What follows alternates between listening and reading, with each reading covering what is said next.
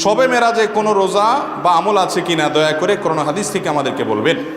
দেখেন, শবে মেরাজ, নবী করিম সাল্লাল্লাহু আলাইহি সাল্লামের যে রাত্রে মেরাজ হয়েছিল সেটা হলো শবে মেরাজ।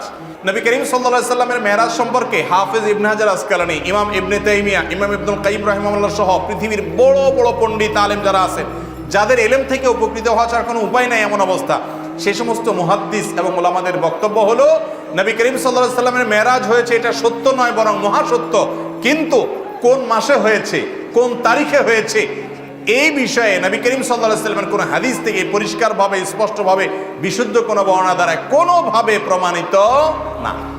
আমরা যারা 27 তারিখকে, রজবের 27 তারিখকে শবে মেরাজ উদযাপন করি, আমাদের এই উদযাপনের কোনো ভিত্তি নাই। আমার কথা না, ইবনে হাজার আসকালানী রাহিমাহুল্লাহ বলেছেন যে অনেকে এটা করে, এর কোনো ভিত্তি, গ্রহণযোগ্য কোনো ভিত্তি নেই। ভাইরা আমার, মাস তো বটে, সনটা পর্যন্ত সাহাবীরা ফিক্স করে দিয়ে গেছেন এমন কোনো বর্ণনা পাওয়া যায় না। অনেকে বলেছেন রমজান মাসে মেরাজ হয়েছে, অনেকে বলেছেন রজব মাসে হয়েছে, অনেকে বলেন জিলকদ মাসে হয়েছে, অনেকে বলেছেন রবিউল আউয়াল মাসে হয়েছে। এই সবগুলোর ব্যাপারে মুআররিখিন এবং ইতিহাসবিদদের, মুহাদ্দিসদের মন্তব্য আছে। বিধায় 27 রজব মেরাজ হয়েছে এই মর্মে কোনো বিশুদ্ধ বর্ণনা নাই। এটা হলো প্রথম কথা। নাম্বার 2, দ্বিতীয় কথা হলো মেরাজ রাসূল আকরাম সাল্লাল্লাহু আলাইহি ওয়াসাল্লামের জীবনে হয়েছে হিজরতের আগে মক্কায়। এরপরে তিনি মদিনায় হিজরত করে আসছেন, আরো অনেক বছর বেঁচে ছিলেন, সাহাবীরা বেঁচে ছিলেন, খোলাফার সাথে বেঁচে ছিলেন। প্রতি বছর একবার করে একটা রাতকে মেরাজের রাত হিসেবে উদযাপন করা, রাতে আমল করা, দিনে রোজা রাখা, এর কোনো বর্ণনা না রাসূল আকরাম সাল্লাল্লাহু আলাইহি ওয়াসাল্লাম থেকে প্রমাণিত, না খোলাফার সাথে থেকে সাব্যস্ত, না সাহাবায়ে কেরাম থেকে সাব্যস্ত। কথাকে বুঝাতে পারছি? কোনো বিশুদ্ধ হাদিস থেকে এরকম কোনো কিছু প্রমাণ হয় না। যেই রাতটা ফিক্সই না, সেখানে সে রাতে আমল আবার দিনে রোজা রাখা কিভাবে প্রমাণ হতে পারে? বিধায় শবে মেরাজ কেন্দ্রিক কোনো রোজা অথবা কোনো নামাজ রাত জেগে করার নির্দেশ কোরআন অথবা হাদিস থেকে সাব্যস্ত বা প্রমাণিত নয়। কথা কি বুঝাতে পারছি? আপনারা এখন প্রশ্ন করবেন যে হুজুর এটা কেমনে হইতে পারে? নবীজির মেরাজ হয়েছে, সাহাবীরা কেমনে তারিখটা সংরক্ষণ করলো না? এটা তো বুঝে আসে না।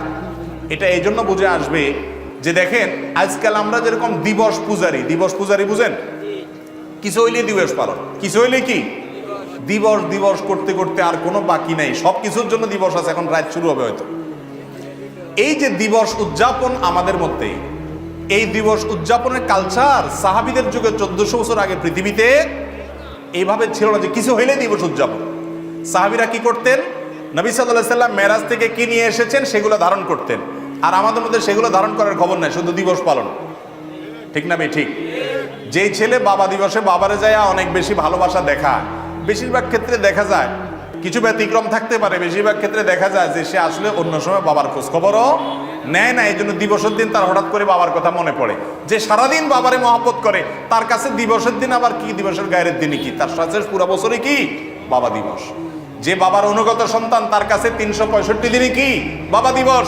আর যে বাবার কথা সারা বছর ভুলে থাকে, তার কাছে একদিন হলো কি বাবা দিবস। অতএব মুসলমান মেরাজের শিক্ষাকে সারা বছর জুড়ে ধরে রাখবে, এক রাতে ইবাদত বা নামাজ নয়। হাদিস দ্বারা এটা প্রমাণিত নয়।